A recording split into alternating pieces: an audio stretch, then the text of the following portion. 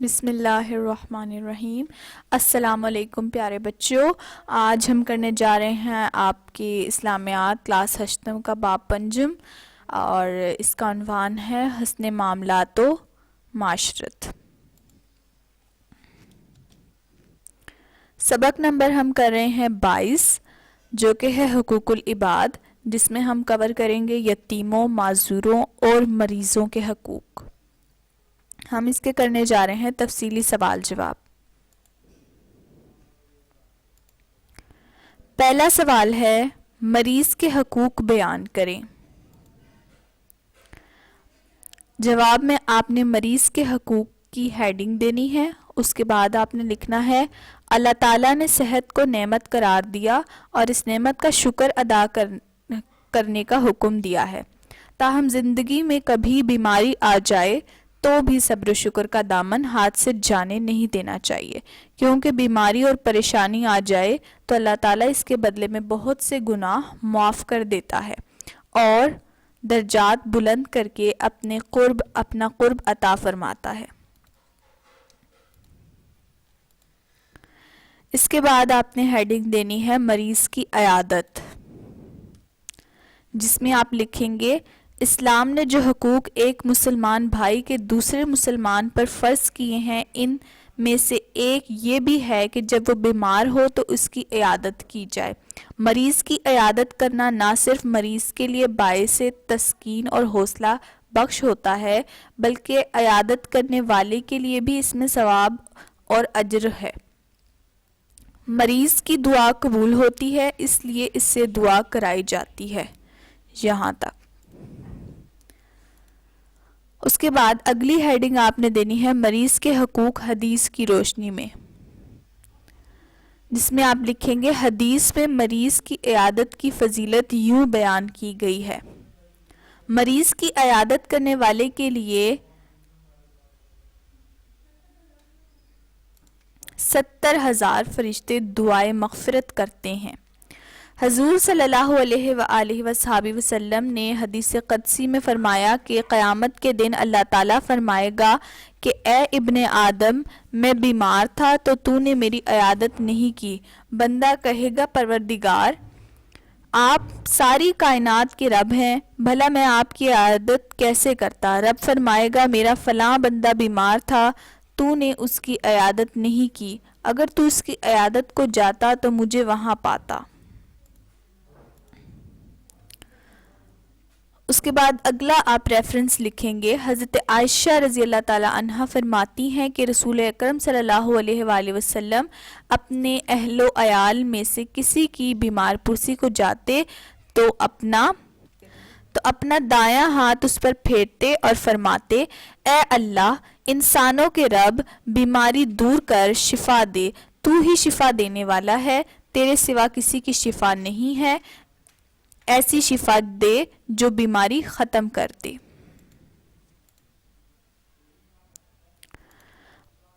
اس کے بعد آپ نے مریض کے حقوق کی ہیڈنگ دینی ہے، جس میں آپ لکھیں گے مریض کی عیادت کی جائے اور اسے عمدہ الفاظ میں شفا کی تسلی دی جائے، کوئی ایسی بات یا عمل نہ کیا جائے جس سے اس کی دل آزاری ہو۔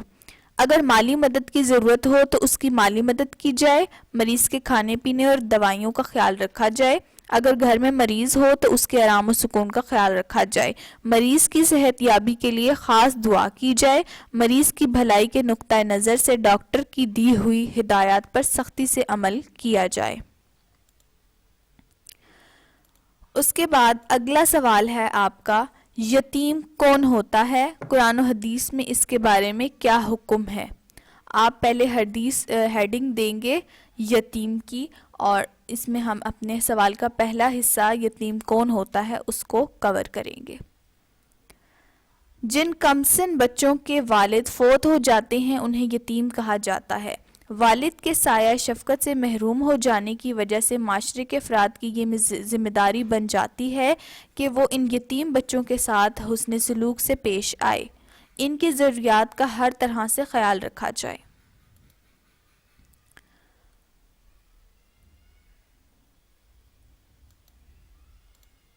اس کے بعد آپ نے ہیڈنگ دینی ہے یتیم کے حقوق قرآن کی روشنی میں، جس میں آپ لکھیں گے قرآن مجید میں اللہ تعالیٰ کا ارشاد ہے، ترجمہ اے صلی اللہ علیہ وآلہ وسلم، کیا آپ نے اس شخص کو دیکھا جو بدلہ یعنی کہ بدلے کے دن کو جھٹلاتا ہے، پھر یہ وہی ہے جو یتیم کو دھکے دیتا ہے۔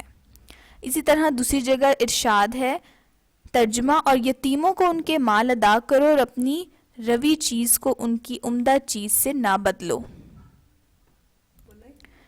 سوری، یہاں پہ یہ ردی ہے، اپنی ردی چیز کو ان کی عمدہ چیز سے نہ بدلو۔ ایک یہ بھی میں نے ریفرنس ڈالا ہے، قرآن مجید میں ارشاد ہے، اور اللہ کی محبت میں مسکین، یتیم اور قیدی کو کھانا کھلاتے رہیں۔ آپ چاہیں تو یہ بھی ایڈ کر سکتے ہیں۔ اس کے بعد آپ نے ہیڈنگ دینی ہے یتیم کے حقوق حدیث کی روشنی میں۔ حضور اکرم صلی اللہ علیہ وآلہ وصحبہ وسلم کا یتیموں سے حسن سلوک ہمارے لیے بہترین مثال ہے۔ رسول اللہ صلی اللہ علیہ وآلہ وسلم یتیموں سے ہمیشہ شفقت و محبت سے پیش آتے اور ان کا خیال رکھتے تھے۔ آپ صلی اللہ علیہ وآلہ وسلم نے فرمایا، یتیم کی کفالت کرنے والا، وہ یتیم اس کا قریبی ہو یا غیر، میں اور وہ ان 2 انگلیوں کی طرح جنت میں ہوں گے، انگشت شہادت اور درمیانی انگلی۔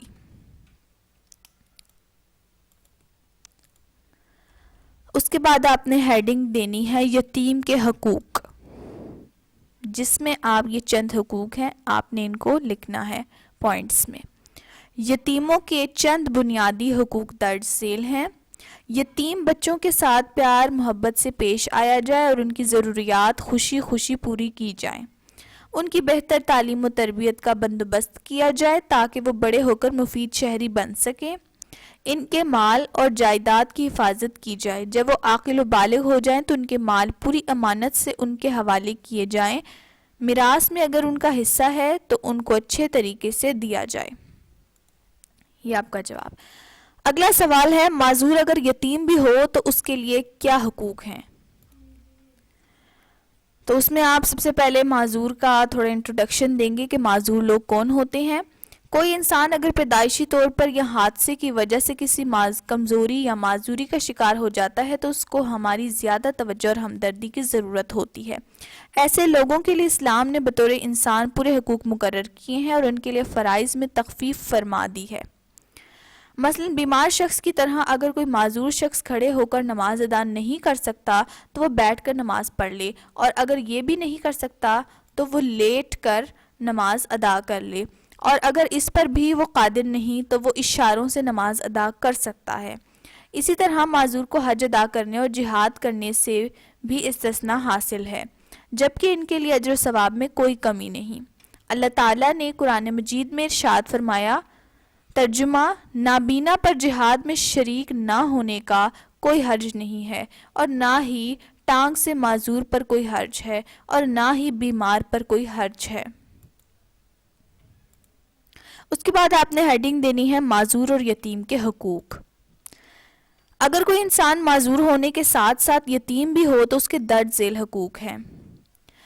یتیم بچوں کے ساتھ پیار محبت سے پیش آیا جائے، ان کی ضروریات خوشی خوشی پوری کی جائیں، ان کی بہتر تعلیم و تربیت کا بندوبست کیا جائے تاکہ وہ بڑے ہو کر مفید شہری بن سکیں، ان کے مال اور جائیداد کی حفاظت کی جائے، جب وہ عاقل و بالغ ہو جائیں تو ان کے مال پوری امانت سے ان کے حوالے کیے جائیں۔ معذوری کی بنا پر کسی معذور کو ایسے القاب نہ دیے جائیں جو اس کی تضحیک یا دل آزاری کا سبب بنے، ان کو معاشرے میں باوقار مقام اور اپنی شناخت بنانے کے لیے مواقع فراہم کیے جائیں، ان کی تعلیم و تربیت کا انتظام کیا جائے۔ تو یہ ہو گیا آپ کے سارے لانگ سوال۔